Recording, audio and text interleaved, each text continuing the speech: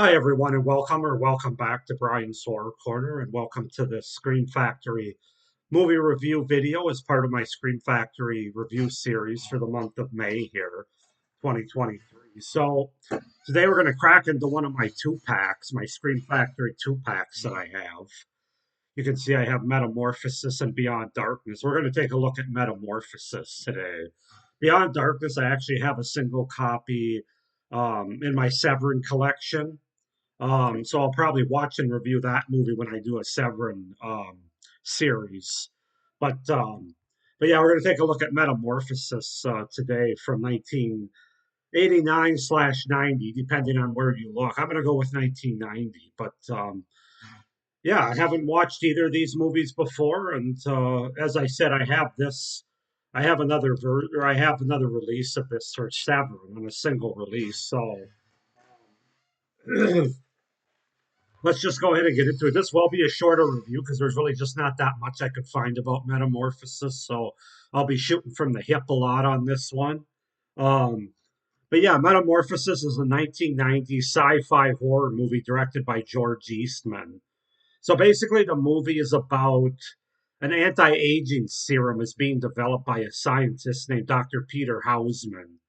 Um, he ends up losing his funding at the university that he teaches at and also develops this serum um, that basically can stop the aging process. That's the idea. Um, so when his funding gets cut, he tries it.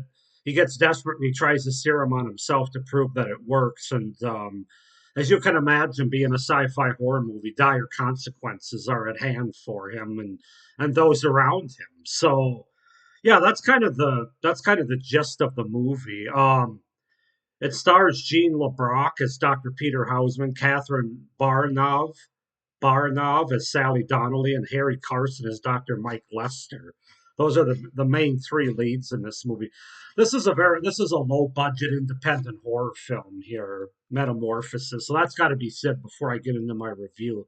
This wasn't. I don't even think this was released. I don't even know if this was a theatrical release movie or if it was straight to video. I'm not really sure, but it might have been straight to video. It is streaming on Tubi, I think, but I believe right now. And also you can find it on YouTube as well. So you don't have to go out and get the Scream Factory collection, especially if you have Beyond Darkness on another release like I do. But I can say at this point that I am going to still keep this because it's Scream Factory. That's the company that I collect the most of, and I'm trying to get as many titles as I can over the years. So even though even though I have this on a different release and Metamorphosis, like I said, it's a low budget independent horror movie. There is still enough there for me to hang on to this, and the fact that it's Scream Factory. So let's just go ahead and get into it, starting with the things that I liked about the movie. Excuse me. I have to say, for a low budget independent movie, I thought some of the practical makeup effects were pretty good, actually, especially as our main character starts to morph, thus the name Metamorphosis, but he starts to transform or morph into what he does at the end of the movie. But like through the middle of the movie, I think the makeup effects as his body's changing. This is probably, you could say, as much a body horror as it is a sci-fi horror movie. This movie very much borrows from, I would say, Reanimator and The Fly, as well as other sort of cheesy 50s sort of sci-fi horror movies like Them and Ants and those big insect movies, things like that. It really borrows from all of those. Um, but yeah, I thought some of the morphing, some of the makeup effects of our main character were done pretty well, especially for a low budget movie. I thought the transformation and how he looked, how his face and head looked throughout the middle part of the movie was good before being fully transformed at the end, which is a separate effect that we'll get into later.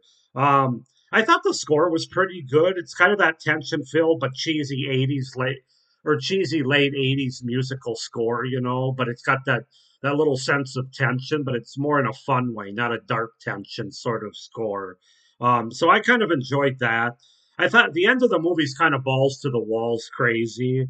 I thought the ending was actually pretty good. First with the reveal. of our main character as his transformation completely takes place, and or the metamorphosis, as it were, completely takes place. I'm not going to reveal what he morphs into, but let's just say it kind of it's funny and it's entertaining to say the least. So there's that, and then at the very end of the movie, there's kind of a moment. You know, like how horror movies try to have that one final scare. This isn't really one final scare, but it's kind of like, oh shit, it's going to start all. It's not over, kind of thing. And that's as much as I'll say about it. Um, the movie does have a decent amount of blood. Now, whether it's great blood or not, I'm not really. I don't really think so. I've seen better blood. I've seen worse. It's not the melted crayon that you get in some of the giallo movies of the '70s, but it's decent blood, and they show a decent amount on film. I would say not an overabundant amount of it. It's not very gory. Besides that, definitely more blood than gore. Um, and my final pros, I have to say, despite having the low budget and having certainly having some problems with it.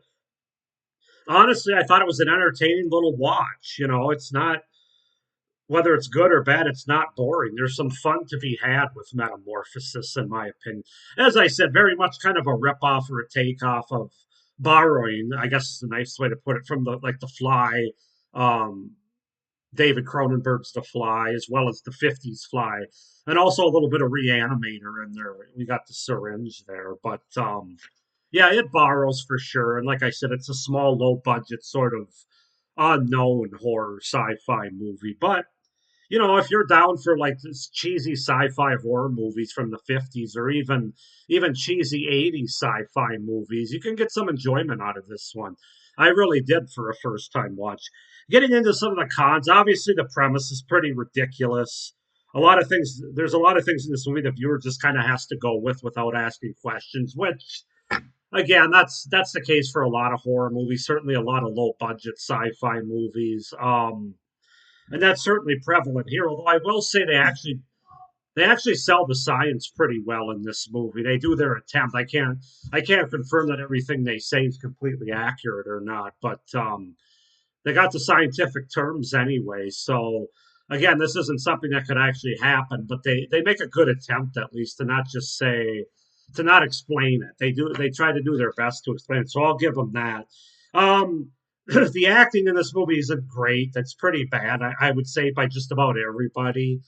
Not the worst I've ever seen, especially Gene LeBrock. I think he's probably the most decent of the three. Part of it is there's some really bad written dialogue in this movie and bad executed directing in this movie. That doesn't help. The characters, of course, are really thin and have a lot of that cheesy dialogue.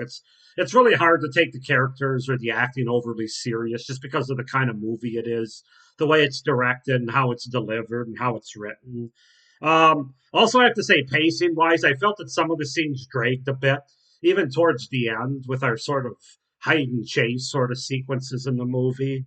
I thought they could have been cut down.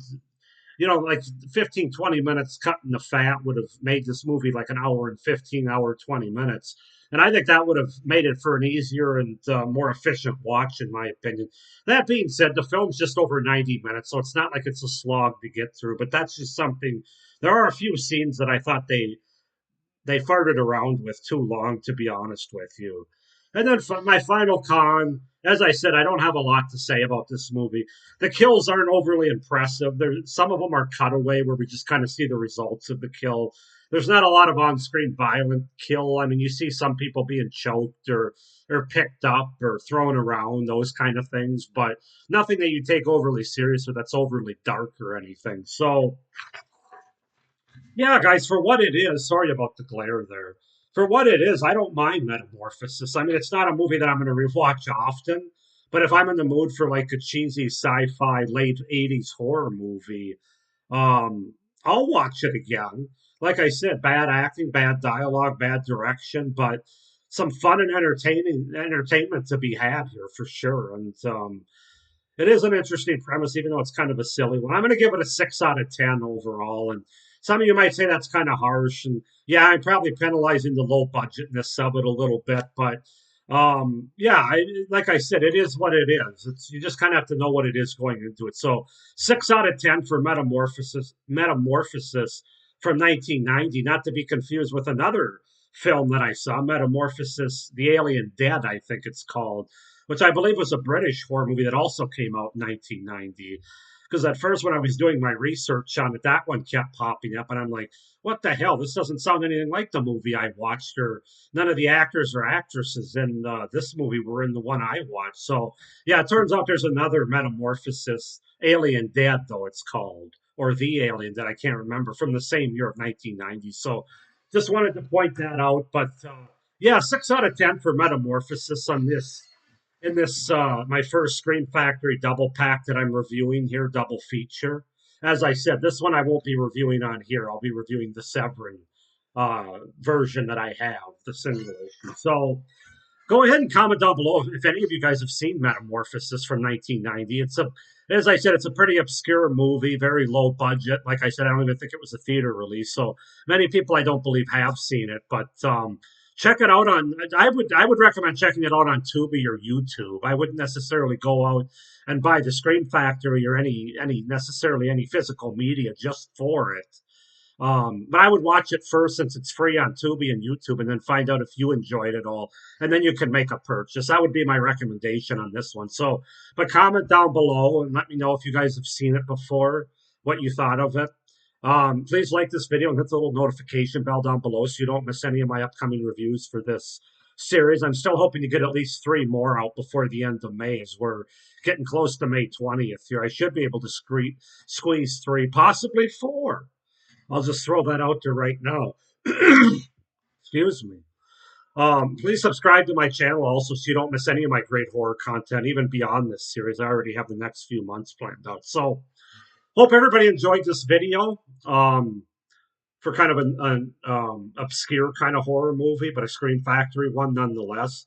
Hope everybody's doing well, but stay scared. Bye.